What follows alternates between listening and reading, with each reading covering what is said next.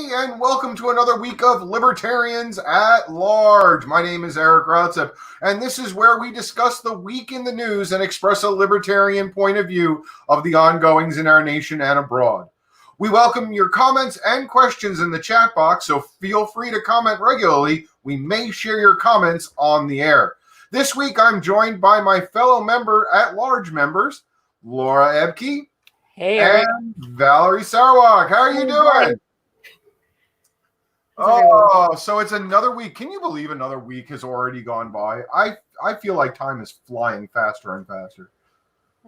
The older you get, the more that happens. Well, I'm getting pretty old then because Well, I feel like I'm probably cursing us right now, but I feel like this is the first week where things kind of feel a little bit normal. Closer to normal. Yeah. Yeah, it's not quite normal. Things are getting better. I absolutely. I totally agree with you. I mean, I don't know if you've been following the news, and this is probably going to be in the news quiz because it's Corona related. But the curve is coming down considerably. So, I mean, it's moving, it's changing. So I love seeing that. Okay, so I'm pretty. I think I told you off camera last week, but I'm pretty excited because last week I got the first shot. My husband is a physician, and they had some extra at the clinic. Somebody didn't show up for their for their vaccine, and they needed somebody to come in quick. And my husband says, "Come on in," and so I got my first one. So now I'm in line for the second one. So good job. Yeah. There you Pretty go. Excited.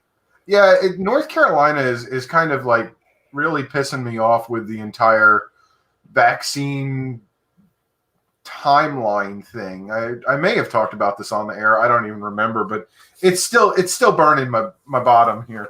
So in the first iteration of everything, I was in group 1B, right? Mm-hmm. And that's where all the essential workers are, because my day job's a home inspector, and I'm considered an essential worker. Well, then North Carolina said, well, we've got to change this because all frontline essential workers are going to be in group 1B, but all the rest of the essential workers are going to be in group 2. So I was like, okay, that makes sense. I'm okay with that.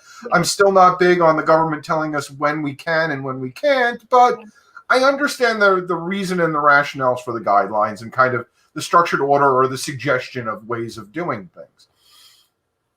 Well, now all of a sudden, North Carolina's come back and said, well, no. Now you're all the frontline workers, the frontline essential workers are now going to be in group 3, and just the regular essential workers are now in group 4. So I'm like, wait a second, what the heck's going on? I mean, and the counties are getting thousands and thousands of additional vaccines, and they're throwing vaccines out because there's the verification process, and the fees are making all the vaccination sites like, oh my God, we don't want to give someone who doesn't deserve the vaccine right now a vaccine. So now thousands of vaccines in North Carolina are getting thrown away. And you just kind of like, what? It's just like, I'm beyond words, but okay, I'll get off my soapbox because okay, Eric, we have to give a little bit of a shout out. Rebecca Collin at 703 she says, I joined and got a friend to join too. Yay! Oh yes! Yay! Welcome, Rebecca, and welcome to your friend as well. Welcome to the best party in America. That's right. And Andy asks, how do I join? Well, it's scrolling across the bottom there. Hey, there you go. I love it. Yeah, and Andy, I do agree with you. Governor Cooper is a crap governor. I mean, there's worse out there, but he's definitely at the bottom of the barrel. A Cuomo, he is not. I'll give him that, but he's rather dictatorial when it comes to certain things, and I am not a big fan of Governor Cooper. But North Carolina has not had a good governor at the helm in a long time, in my in my belief. So okay, so Jared is giving a shout out to his fellow Hoosier libertarians for killing HB 1134. Absolutely, you guys are awesome, and Yes, Indiana. Big victory out there. Yeah.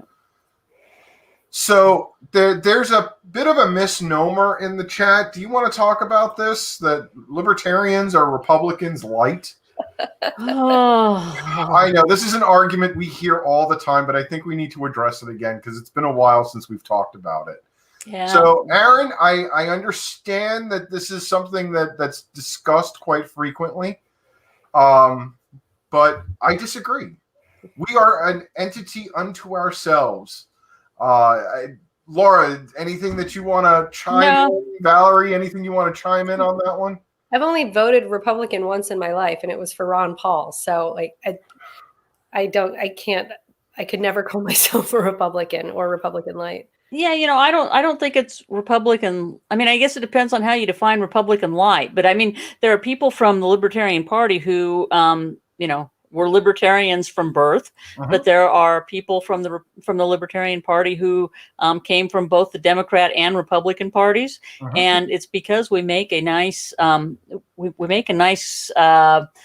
coalition of people who believe in individual liberty. We tend to be more fiscally responsible, but we're fiscally responsible because we want less government, and we don't want to pay taxes. And so, to the extent that we are Republican light, it's only that kind of economic portion of things which the Republicans claim to be for, but are obviously not anymore. Right. And I think that, on other issues, I, when I was in the legislature, and I think I may have mentioned this last week, but when I was in the legislature and I made the switch to the Libertarian Party, all of a sudden my best friends were Democrats, and so it's funny because they, we think differently than either of the two parties. Yeah. Yeah.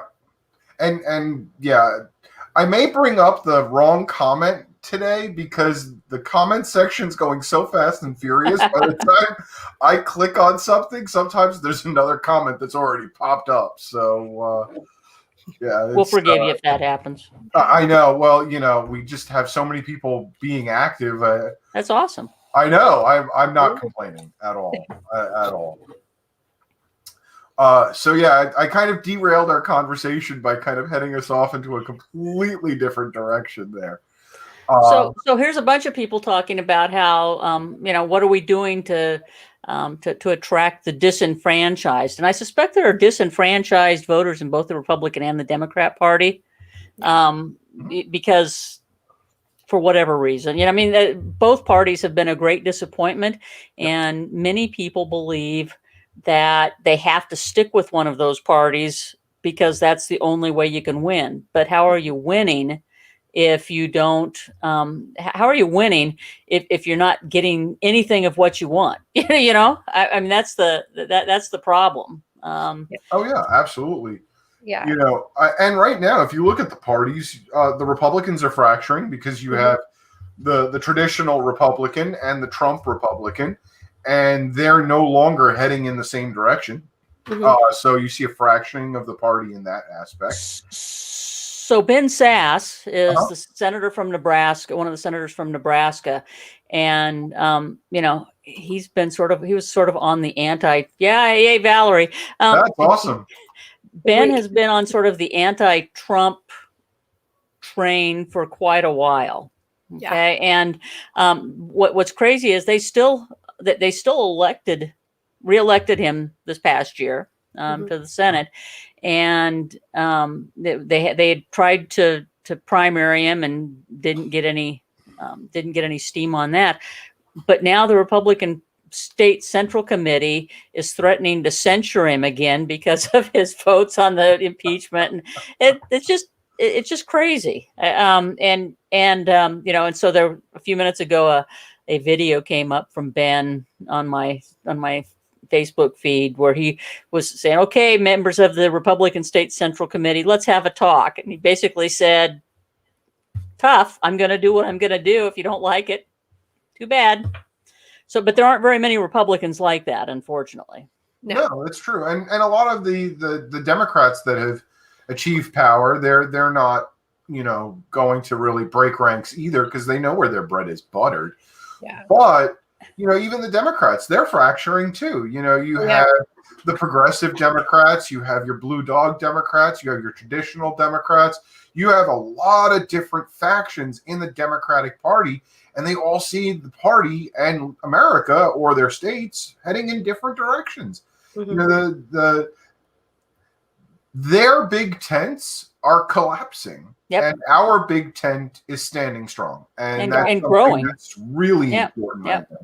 I've seen a lot of regret from people who held their nose to vote for Biden a lot, because so I'm sure everybody knows this by now, but I was a Democrat. I voted for Obama because of hope and change, but I changed my registration to be Libertarian when he did not close Guantanamo Bay. That was like the straw that broke the camel's back for me. That was my big thing. Right. And that's happening now. There's still kids in cages at the border. And Biden said that was going to be over when he got into power. He signed, what are we up to, 75 executive orders now, but there's still kids locked in cages down at the southern border. So I know there's going to be people that are like me who are like, okay, I'm going to vote for this because this is my big issue. I'm a humanitarian, I'm anti-war, and this is what I want. And he still hasn't done it, even though he was promised that on day one, this is going to happen. And well, I mean, he hasn't even reached out to one of the largest aspects of Black Lives Matter yet to sit down and find out how to make things better. Black Lives Matter was one of the backbones of his campaign. Mm-hmm. And then part of so if you don't know, Black Lives Matter is like 16 different organizations that are all kind of heading in the same direction. But there are a couple that are exceptionally large. The largest of all of them has not heard from the Biden campaign or the White House at this point at all. It's complete radio silence. So like, this was so important, but now I'm president, so we can hold off on this. Yeah, it's mind-boggling, and every single time. One of the comments that I just posted up here was that you throw away if you vote Libertarian, you're throwing away your vote. But the actions of the politicians that are currently serving us are proving that if you actually vote for the establishment, you're throwing away your vote because you're not actually getting what you are voting for. If you want social change, you want evolution of the society that we live in. Well, obviously they're saying it, but not doing it. So it's just frustrating. Frustrating. It's frustrating to not. I mean, we have a saying in my house. My dad doesn't like it because he's very Christian. But what's "I told you so" is brother's name.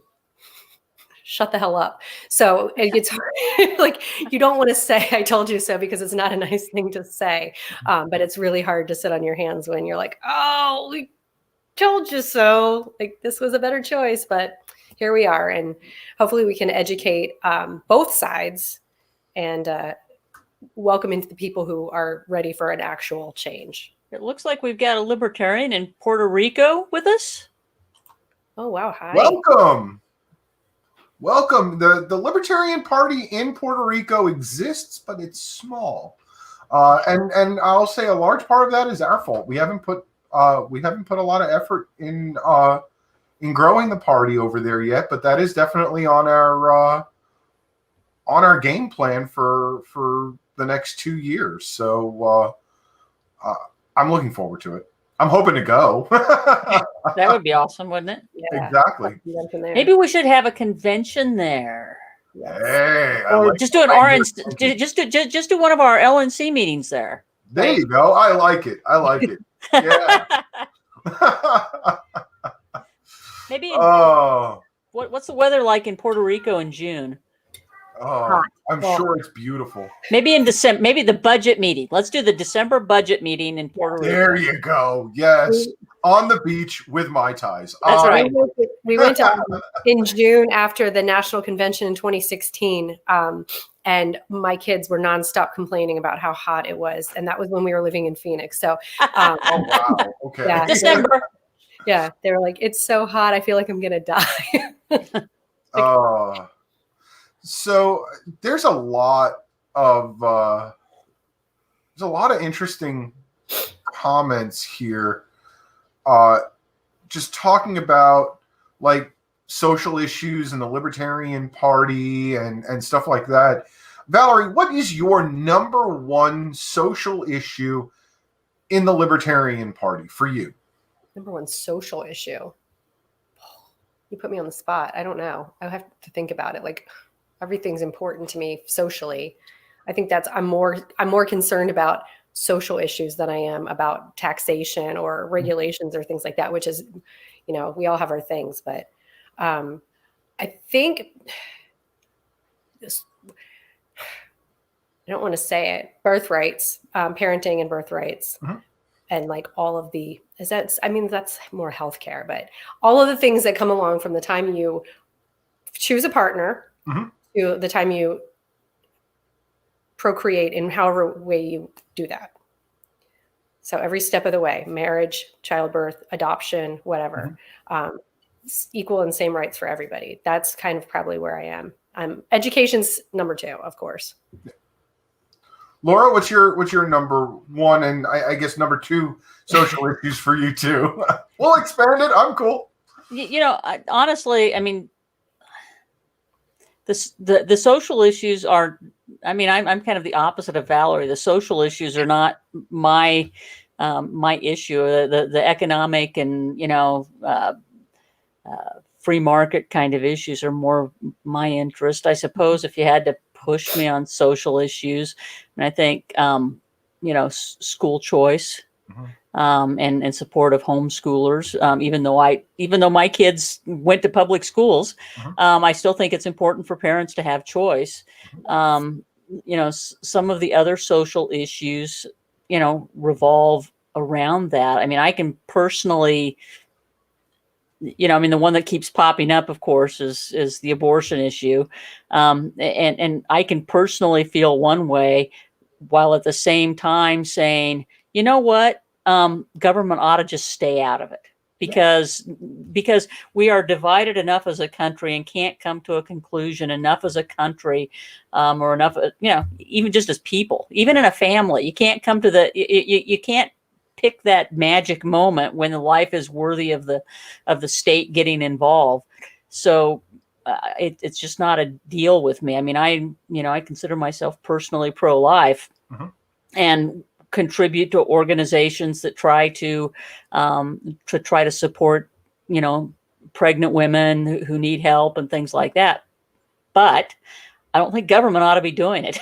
Right. So because government messes up everything it touches. Yes. I agree with you. I agree with you 100%. I think my number one social issue is that I want to make Lady Justice blind again. There's too much of, well, you're this, so we have to treat you this way. Mm-hmm. Or, there's too much of the analytics looking at the individual when in reality, we have to treat everyone equally and the same. And if Lady Justice is blind again, we can actually start there with the courts. And, everyone gets the fair shake and everyone gets the law implemented exactly the same. And there are a lot of bad laws out there. Let's just be honest. I mean, and there's a lot of bad laws that are just coming into Congress right now. But if justice could be blind again and we don't actually take into consideration all of that and just treat the law as cold and as calculative as possible, I think, well, and that doesn't sound right either, because there is compassion in law. But you know what I'm saying. Justice should be blind. Justice is is rarely and probably never has been Correct. completely blind. I agree. And so the best thing to have would be less laws, Yes. less things imposing on us, and and focus on real harm to others. Yeah. and get rid of all of these. I had this conversation with my son as we're driving home the other day, and we were going by the school and he was driving, and I said, better slow down. He said why? He said why? I said, because it's a 25-mile-an-hour zone. And he says, yeah, but it's like 7:00 at night. I said, slow down, because they always the police here in town always park right up there, and they catch people who are going 30. And he says, how can they do that? I said, that's a good question. And then I started down the road pirates and things like that. But I mean, if you if you're not doing harm to someone, if you're not putting somebody at risk, you decrease the number of laws that people can violate, and then it's possible to maybe attempt a little more just society.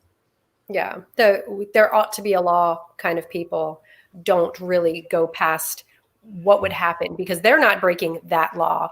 But would you be willing to be detained or even shot if you somehow broke that law? Like, for example, a mask. If masks were a law, would you yourself be willing to be arrested or hurt or something because you weren't wearing a mask? Or do you just want that because you're so worried about what other people are doing? But that there ought to be a law. People just don't think past what happens when that law exists. Oh yeah, absolutely. And I'm sure a lot of our viewers don't read the emails that are posted publicly on lp.org, but I know we've been discussing internally and on the public discussion list about HR 127. Do you guys have any opinions on HR 127? Is there? I know I'm passionate about it. Which is, and if you don't know what HR 127 is, it's a new gun law that's coming out from the U.S. Congress, and it's bad. It's a really bad piece. It's really awful. Here's my view of it. I think it's just it's sort of a false flag. I don't think I don't think it'll actually pass, because I think there's enough people out there and enough Democrats even who will say, oh no, we can't go quite that far. Now, will they negotiate and get something less bad? I hope not. Possibly. I mean, that's always the danger. It's always the incrementalism that is a danger, but it can also be a positive if we go in the other direction. If you go in a pro-freedom, incrementalism going towards freedom is a good thing, right? So I think that I don't think it'll probably go anywhere, but it's awful, awful, awful. Yeah, and the $800 insurance fee alone. Yeah, per gun per year. It's discriminatory against so many people. I mean, and all gun rights are racist, or all gun laws are racist, and that's just how it is. That's been since Jim Crow. But $800 a year per gun affects like an average citizen. Oh yeah. So we don't want people to be able to protect themselves. Okay, this is right. It would put gun ownership out of the reach of the majority of Americans. Yeah. And especially the people who need firearms the most. And that's our poor and minority communities, because it is statistically proven that it takes police inordinately longer to respond to them in comparison to other communities. So they need to be able to protect themselves. Yeah. And it's just the reality of life. Yeah. Single women statistically make less than single men, and that's the thing too. Like I would, if I was alone, I would want to be able to protect myself, and that's more than I pay a year in car insurance. Yeah. Well, like James points out, he says, I would get rid of my gun if that went into effect. I suspect that there are a lot of people who are pro Second Amendment, who have a gun or 2 or 3 in their house, but who aren't what you would call gun nuts. What we would call in Nebraska gun nuts, right? The people that have 50 firearms in their closet or whatever. Yeah, I was just about to say that. Just maybe they'll all lose them in a boating accident. And so there are people who try to abide by the law, and who would probably just say, it's just not worth it for us to keep this gun that we shoot at the, when our kids come home and we can go out, and the weather's perfect for, once every 3 years. So I think that's, I think that it's a dangerous law. I don't think it'll go very far. But who knows? Yeah. Rachel, I am going to have to read this law because I am unfamiliar with it. But that sounds really scary. That is crazy. That's in New Mexico? Yeah. Yeah. Well, but the thing is that you ought to be teaching your children gun safety. If you've got a gun in the house, you ought to be teaching your children gun safety.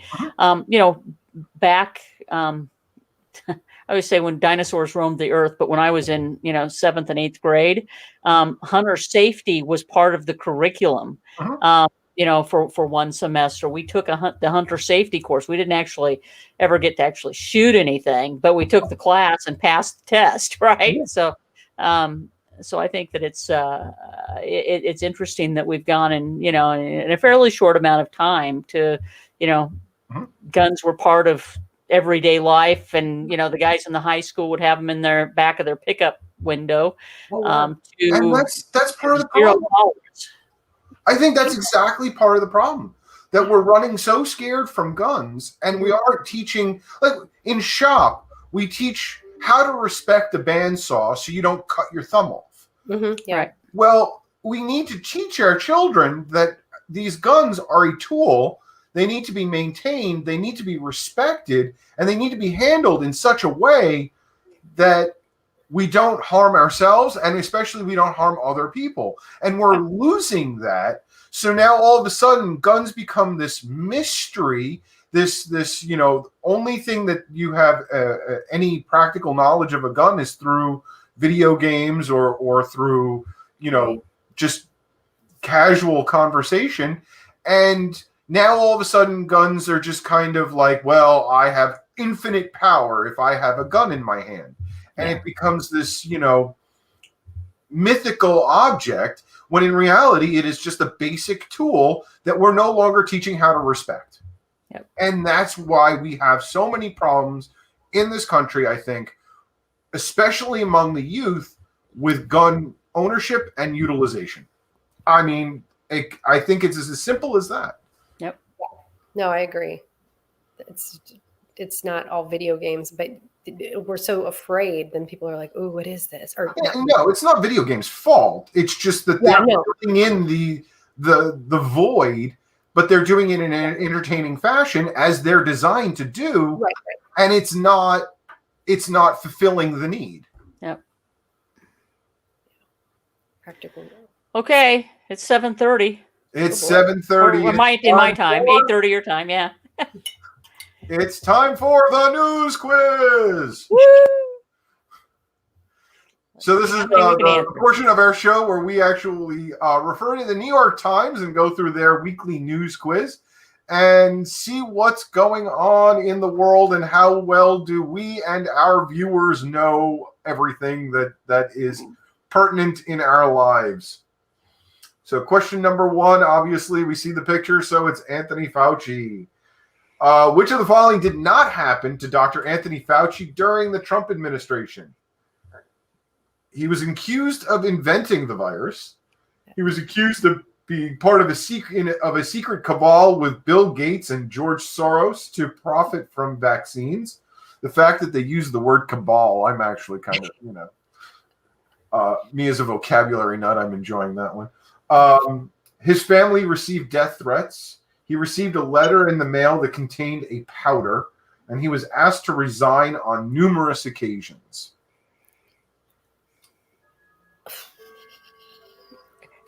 They all sound like they could have happened. Yeah. Right.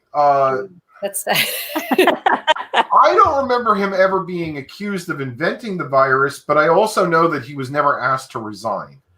So, unless if he was asked to resign and I just never knew about it. So, or it was like when people tell us to resign, you know, and they're like, "You should resign." well, that happens on a darn near daily basis, doesn't it?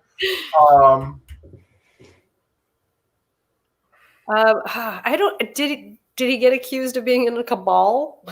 Yeah, that I know he got. Yeah, I think he was. Yeah. Yeah. And I know he received death threats, and I know that he received a letter in the mail with a contained powder. Geez, he could be a libertarian. He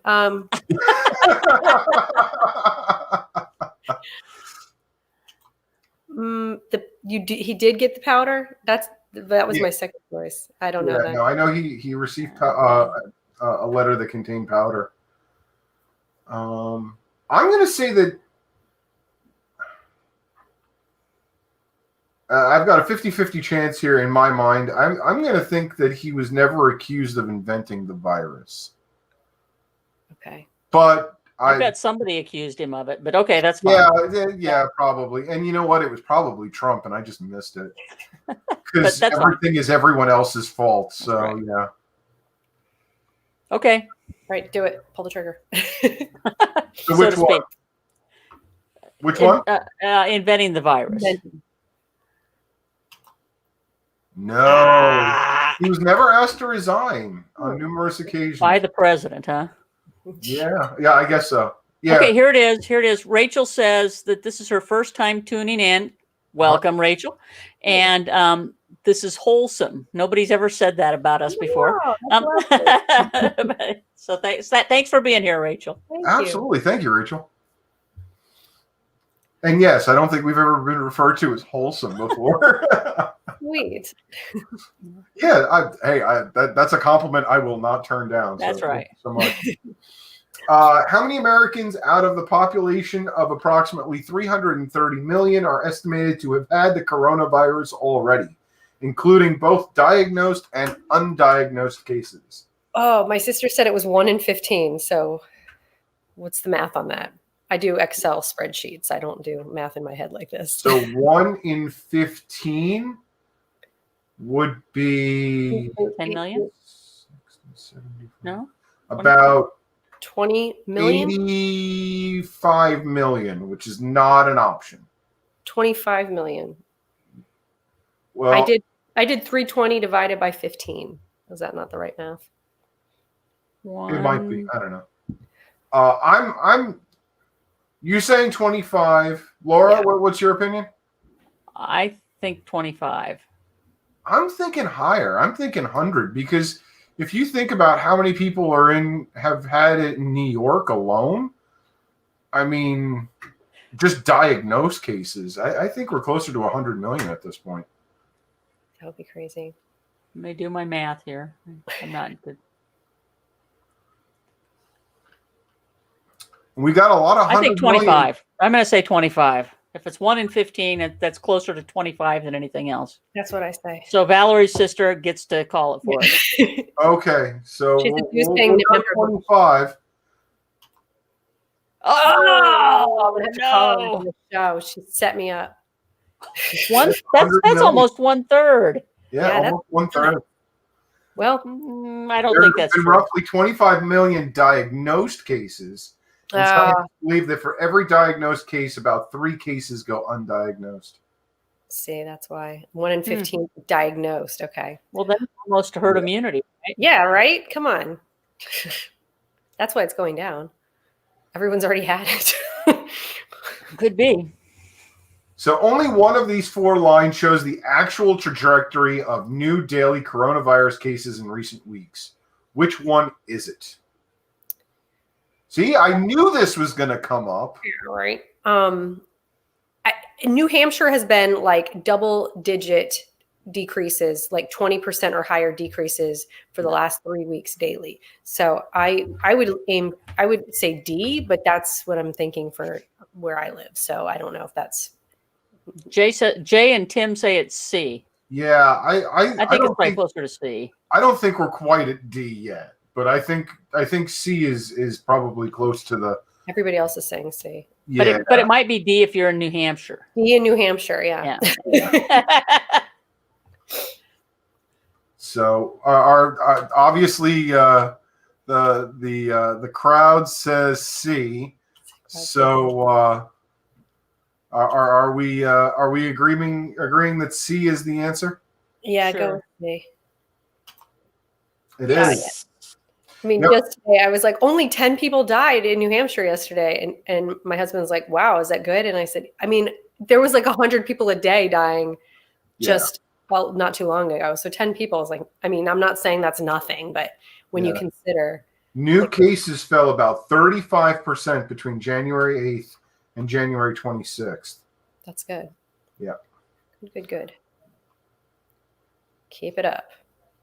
So before we move on to, we've had a couple of coronavirus questions. We've had, that's actually every question we've had so far is coronavirus related.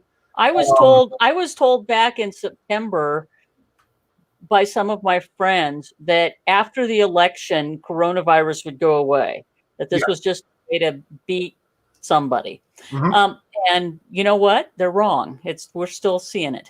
Oh yeah, of course. The news is still covering it a ton. Oh yeah. Oh no. I mean, it's a real virus. This is not, a concoction of something. I don't like the way the government's handling it. I don't think that the government has handled it well, in any way, shape, or form. But it is a real virus. I mean, it is a real pandemic. It is a real problem. But the way the government is handling it is poor at the very least. Which goes back to what we said earlier, that everything the government touches tends to turn to crap. Yeah. Yep. Yeah. And it's absolutely true. I mean, it doesn't matter if it's the mask mandates that have been handled very poorly and have not been implemented to actually make a difference in anyone's lives.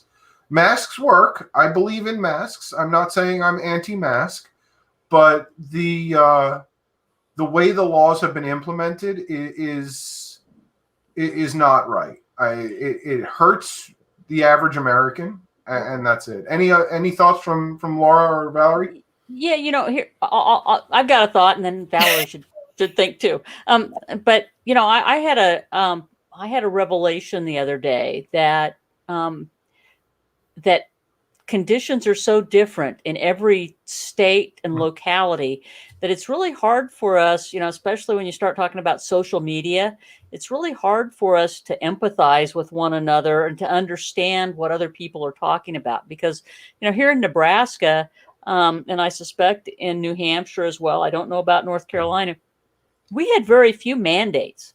I mean, we had some limits to the number of people that could be in a closed a closed building and things like that, and some of our extracurricular activities at the schools and things like that were cut back. But I read how there were some places where where the kids still aren't in school, and that's just totally foreign to me, because here in Nebraska, most schools went back to school in August. Yeah. And the kids went back completely, all of them. Now they could opt out if they wanted to, if their parents wanted to opt them out. But, my son's been back in school every day from day one. They wear masks and they do their thing. And so I can't relate to the places where, they still aren't in school. They're still doing online learning. Yeah. Yeah. North Carolina is almost entirely virtual learning still. Yeah, our city schools, our kids in a charter school, and they've been in person since Labor Day, 4 days a week because they always have Wednesdays as home learning days anyway. But the city schools, they keep trying to put them back in, and then the parents are throwing a fit. But I commented on one of the mayor made a post. They're all going back hybrid this week, and the ninth graders are going to school for the first time all year, because they started rolling it out earlier in the year when things were kind of slowing down, and they were doing one grade at a time. And they didn't get to ninth grade because then they shut everything down again.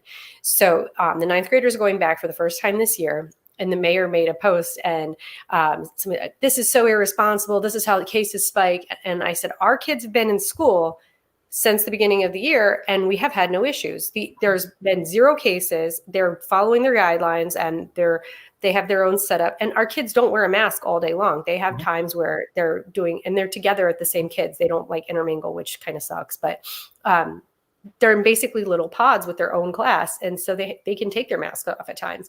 Somebody said, well, I don't trust your judgment.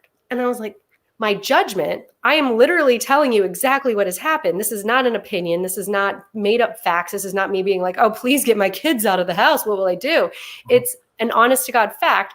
They've had no issues. And so it's really strange that there's so much fighting going on, but I don't know, and I don't want to use the word fear. I don't know what their personal opinions are that is making them feel like this is like a hill to die on. Their kids are suffering, honestly. Like, this online learning is just for the birds. It's awful. So there were 2 comments that I just want to kind of rewind to. First of all, Corbin, we talked about HR 127 earlier in the program. So I encourage you to actually watch after the program has wrapped up and watch the earlier portion of the show. The other thing is I said mask laws, but I use that as the term to kind of expand about business closures, mandates on businesses to have additional expenses, to have sanitization, unusual sanitization methodologies, and all of that. So I said mask laws, but I'm talking about the entirety of the pandemic suite of laws, especially negatively impacting businesses and a lot of Americans' ability to work. So I that's my mistake, and I wanted to kind of rewind that. Yeah, just a wrong word. Mandates. The mandate laws. There you go. There you go. That's better. So back to the news quiz. Kamala Harris, the first female vice president, swore in Janet Yellen, the country's first female Treasury Secretary. Which of these jobs still has never been held by a woman? Please select all that apply. Hint, you should be selecting 4. Okay. So, President. well, obviously, President of the United States is one of them. Chief Justice. Wait, wasn't Sandra Day O'Connor the Chief Justice? He wasn't the chief, no. No, she was just a Supreme Court justice. She was not Chief Justice. What a dummy, Valerie. She might have been the Chief Justice of the Arizona Supreme Court. Yeah, right. But I'm fairly certain they're talking on the national level. Yeah. So she was not the Chief Justice. So I agree with you. I don't think there's ever been a female Chief Justice. Secretary of State, I know. Defense Secretary. Yep, there's never been a defense secretary. And Senate Majority Leader. There has been Attorney General that's a female. Yeah, and I can't think of a Senate Majority Leader that's a female. Yeah. Okay. Valerie, you agree? Yes, I agree with those. The only one I was not sure was Chief Justice, but we got all 4. Look at us. Yep. So there have been 3 female secretaries of state: Madeleine Albright, Condoleezza Rice, and Hillary Clinton. 2 female attorney generals, Loretta Lynch and Janet Reno, and 1 female House Speaker, Nancy Pelosi. I could only think of Janet Reno. That's all I could think of. Yeah, I could only think of Janet Reno too. Janet Reno's dance party. Anybody remember that? Pardon? Janet Reno's dance party from Saturday Night Live. Yes, I do.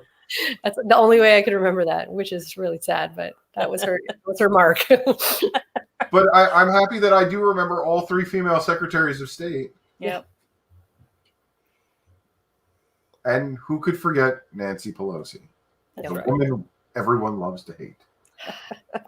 If I had her ice cream.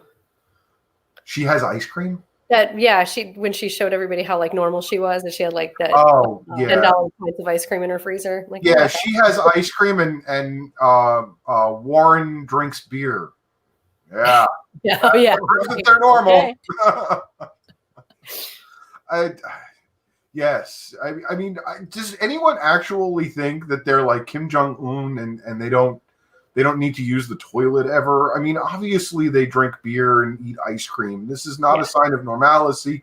This is a sign of humanity. I don't know. But that's... Yeah. I think they're a little bit out of touch, like Lucille Bluth or something, where like, how much could a banana cost? $10? You know, like, it's totally out of touch, but you know. Well, and that to me shows that you're not normal. If you don't know, like, so one of my favorite remembrances of politicians just being complete idiots and completely out of touch is when George H. Bush went to the grocery store and he was absolutely floored when they were scanning groceries with the laser scanner, the UPC codes and stuff, and he was just marveling at this, and like this was, I don't know, this must have been like 93, 94. UPC I'm going to codes jump were to not his new defense. anymore, I'm going to jump to President Bush's defense though, because stop and think about it. When did they start doing those scanning things? Probably in the late 80s, right? True. And he was vice president from 1981. I mean, how often was he going to the grocery store? True. You know, so I mean, I think that I think we have to have a little historical perspective there. True. Okay. Yeah. You know what? I wasn't giving him credit. The fact that he was vice president, probably not doing grocery shopping at all. That's right. So, good point. I'll rescind my criticism of George H. Bush. So,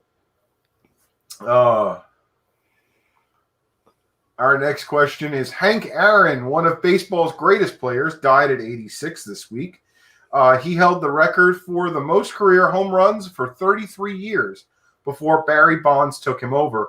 Which career record does Aaron still hold? Ooh, I don't know. Highest annual average salary, No. most consecutive games played, most runs batted in, most stolen bases, and most World Series titles. I can tell you it's not the first two. Then I'm going to say that it's the most runs batted in. I'm like 95% sure that that's it. Yeah, RBIs. Yep. We've got an unknown Facebook user telling us that it's RBIs. Sounds good to me. I agree. And it is. Yay, team. I don't remember what year it was. Must have been in. What year did he break the record? 70. It doesn't say the year, but he has a career record for most RBIs, 2,297. That's amazing. That is insane. But I know the most consecutive games played is Cal Ripken. And that's a number that will never be beat. Because he played forever. Oh, my God. Actually, it got to the point where the press was just hounding him so much that he just took a day off. Oh. Okay, so I remember watching, and it was in 1974. There you go. I remember watching you guys. I'm showing how old I am again. But I remember when he hit that 715 and beat Babe Ruth's record. It was a huge deal. Oh my gosh! People were following. I mean, the networks were televising all of the Braves that he was playing for at the time. I don't know. They were televising all the games that he was playing in because he was sneaking up on that number, and they wanted to make sure to have it covered. Yeah. When he did that. That's the kind of history we need right now, not like what we're dealing with. That's right. We Something need a some little more- positive history. Yeah. Yeah, we need. I'm not a big sports fan, as you know, pretty much everyone knows, but we need something else going on right now. We need. You know, I'm not a fan of bread and circuses, but my gosh, we need something right now. Yeah. Maybe Kate Middleton's pregnant or something. We can focus our energy there. Thousands of workers at an Amazon warehouse in Alabama will soon hold a vote on what? Whether the company should build its next headquarters, whether to form a union, whether to stage a walkout in protest of unsafe conditions, who the company's next chief people officer should be, or who the best singer among the company's 1.1 million employees. Union is the only one that makes sense, but yeah, it's union. You're absolutely right, and actually, Jay knew that too right off the bat. It is a union. I didn't know if they signed some contract that said they couldn't. No, actually, Amazon does not make anyone, to my knowledge, Amazon does not make anyone say that they can't join a union. But if unions did not have a political voice, if it wasn't for and I don't think corporations should have a political voice either. I think that's a huge mistake. That was part of the worst decision that the Supreme Court ever put down, which was the Citizens United decision.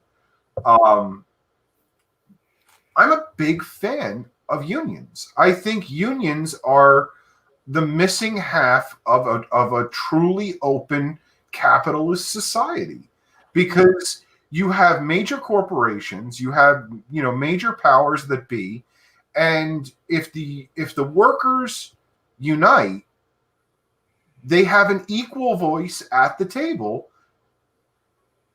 with the major corporation. I think unions are exceptionally important, but they have devolved into an evil in this country and actually around the world in some regards. But unions at their inception and in their base idea are vital to a capitalist society. Okay, so do you distinguish between regular unions that work within the business atmosphere and public sector unions?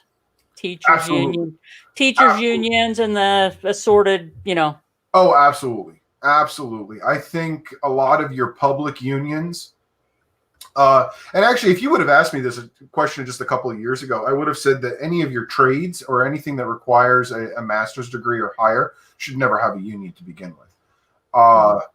I'm weakening on that point, but I'm still pretty firm on it. But a teachers union, no, I do not believe in a teachers union, because the majority of our schools are public, and it is the public's domain, and you're not going to be able to have a union, or nor should you have a union that can bully the public. I'm sorry, that's wrong. We only have 5 minutes. We have 5 questions left. Oh my goodness gracious. Having sat on a school board for 12 years and been on the negotiating team with our local union, I will tell you that that union activity, and not just in our district but around the state, tends to raise the cost to the taxpayers disproportionately. Yes. Mm-hmm. Yeah. Police unions are the exact same way. They act as a protectionary force for the police officer and shield the bad police officers, and all while increasing the bad name of police and discrediting the good ones. And I think the public unions currently are not doing anything positive for their workers. Yeah, and James asks what the difference is between, we'll have to talk about that next week. Yeah. Okay. Yeah, we will expand the conversation about unions next week. The Biden administration said it would try to accelerate efforts to put Harriet Tubman on the $20 bill. Whom would she replace? I think we all have knowledge on this one. Yes. Jackson. Yeah, it's We Jackson. have a stamp that defaces the Jackson to make it look German. So Yes. now that Which stamp is completely legal. yeah. The only part, you cannot physically destroy any part of the bill intentionally, nor can you erase or alter the serial numbers. Yeah. Outside of, and you cannot cover up the signature of the Treasury Secretary. As long as you don't cover up the signature of the Treasury Secretary, you don't alter any of the serial numbers, nor do you remove any part of the bill intentionally, it is completely illegal to write or change a bill in any way, shape, or form. So Lynn says that this is where the LP loses me, the anti-police rhetoric. I don't think we were anti-police. No, not at all. I have a huge respect for our police officers. I think it's naive if we think that there are no bad apples in the police in the police ranks. And to say that I'm anti-police union, it does not mean that I'm anti-police in any way, shape, or form. Same. Yep. No, we're anti-bad police. Yep. I'm anti-bad police. Exactly. That's the thing. And yes, we can decide who's bad. Yes.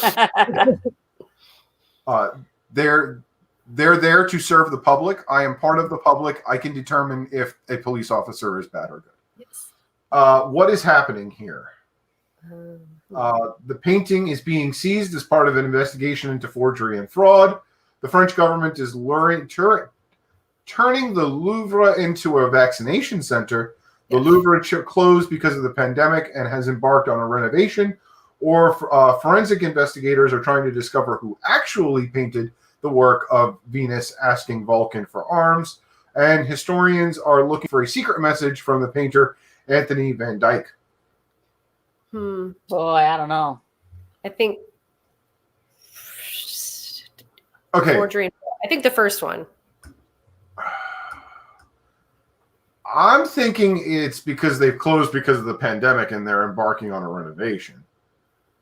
Laura? Yeah, I don't know. No clue. I don't even have a guess. I mean, it makes sense that if they're closed because of the pandemic, they just decided to do that, but it's kind of late to just get started. Yeah, they should have done this, 6 months ago. But I don't know. So what are we saying? I don't know. Do we have any suggestions from the gallery? No, they're still fighting about. I know. Please. If I have one unpopular libertarian view is that I actually do like unions, and I think that they're part of a healthy capitalist society.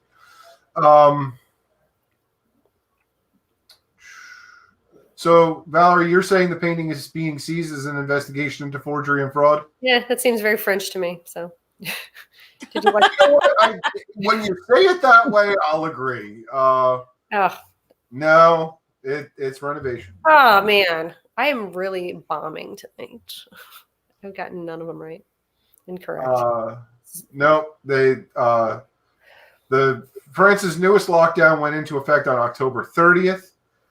250 curators, restorers, and conservators and other experts have gotten to work and hope to finish by mid-February.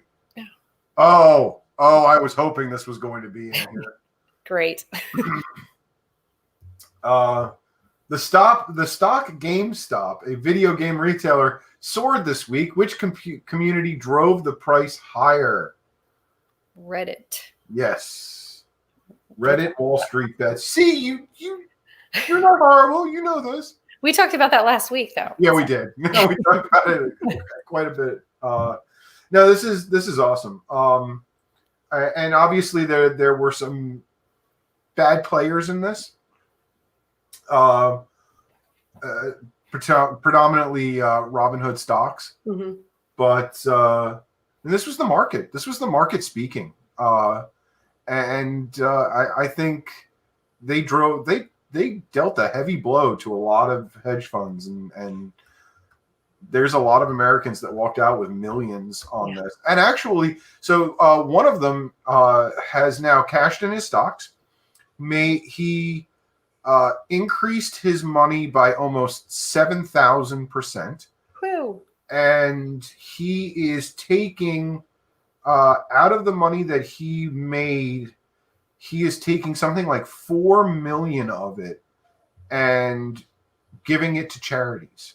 Oh, wow. That's great. So, yeah, which is actually right around half the money that he made.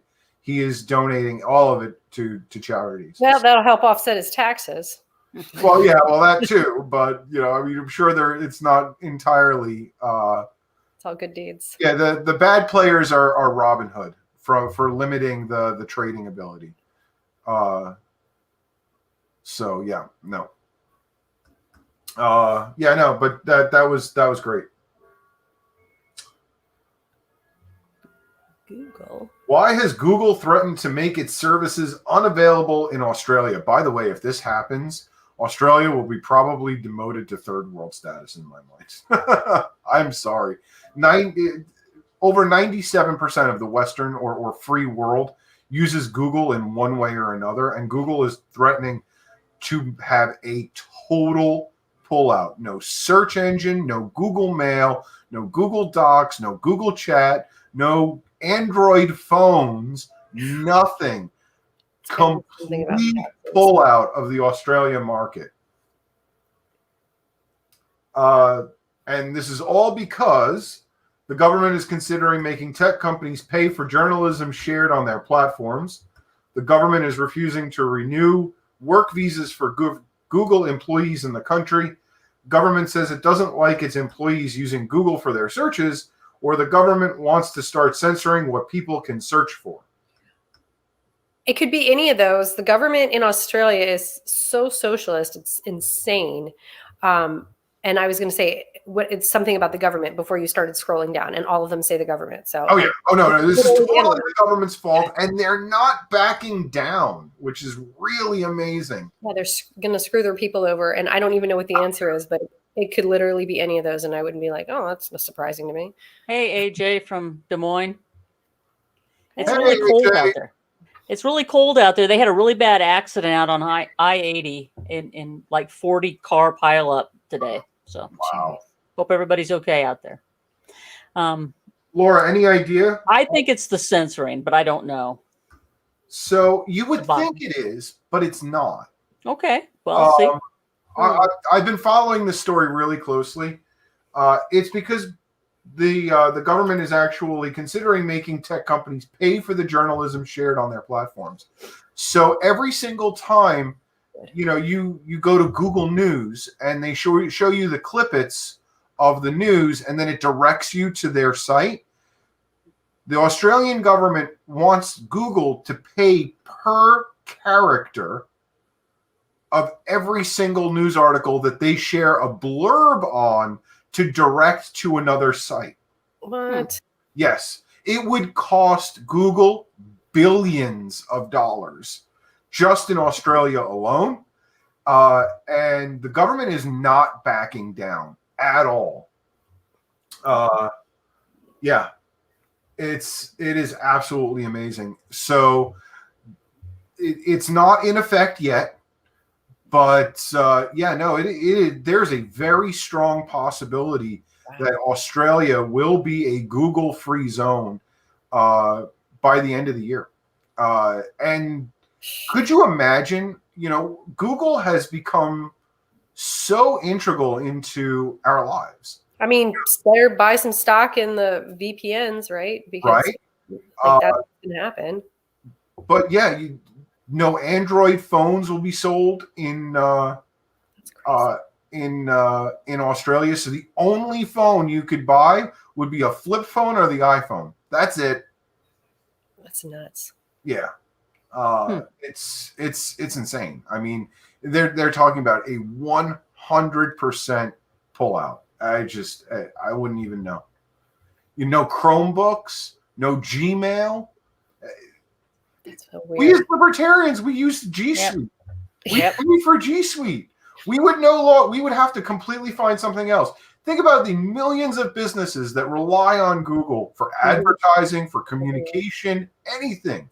Yeah. Square uses a Google platform. You wouldn't be able to use Square any longer, or at least the Square POS system. Mm-hmm. Think about how many restaurants operate on the Square POS system. Yeah. It would be disastrous. Absolutely disastrous. And the Australian government doesn't even see it. They don't even realize it. What a mess. Question number 11. President Biden signed a package of executive orders on climate change, including one that he said would create 1 million new jobs. Which of the following is included in their package? Building a fleet of electric vehicles, dismantling the Keystone XL pipeline, preparing the Alaskan tundra for farming, raising flood-prone sections of New York City, or staffing the country's vacant recycling facilities. Well, I know they're getting rid of the pipeline, but how is? I mean, is it? I don't know if they're gonna. Yeah, I don't know if they're gonna go in and take stuff out that's already there. Yeah, that's gonna like actually lose jobs. But if they're in there taking it apart, 3 of the things on here are actually going to happen, or they were part of his executive orders that he signed. Only one of them is he claiming to have 1 million jobs. So I will put that caveat in there. Oh, the 1 million jobs actually were done through his executive orders. Probably the electric vehicles. Yeah. Yeah, I agree. It's his electric vehicles. We need nuclear vehicles. I also agree. We need nuclear. There was a really interesting study. Spike mentioned it and shared it around. Spike Cohen.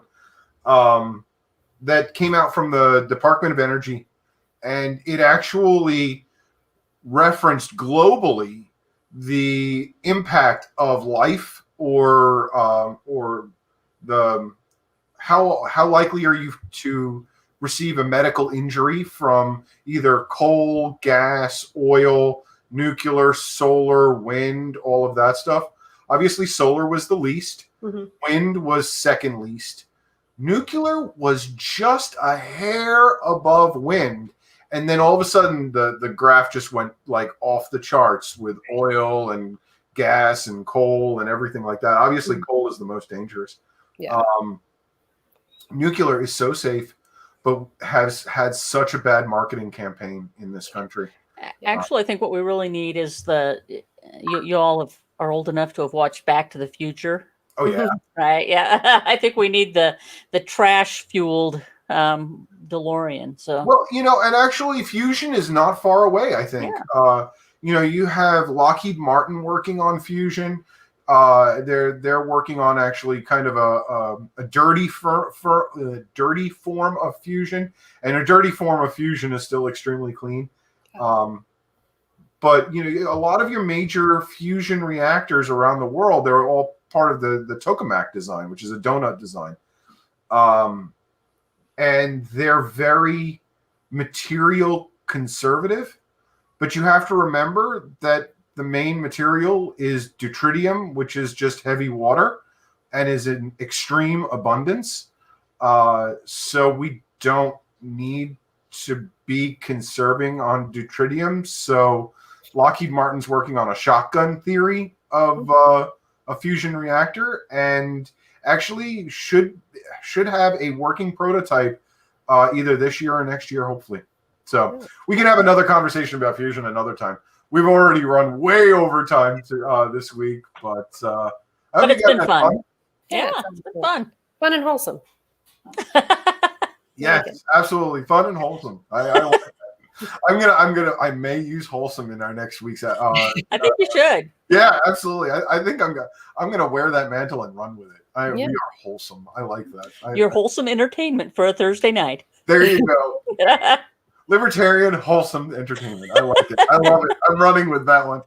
But everyone, thank you so much. We have a lot of people still sticking with us. And even though we've run overtime tonight, thank you so much. You have a great night, and I look forward to seeing everyone next week, all over again. Laura, Valerie, thank you so much. You make this show so much fun to be on.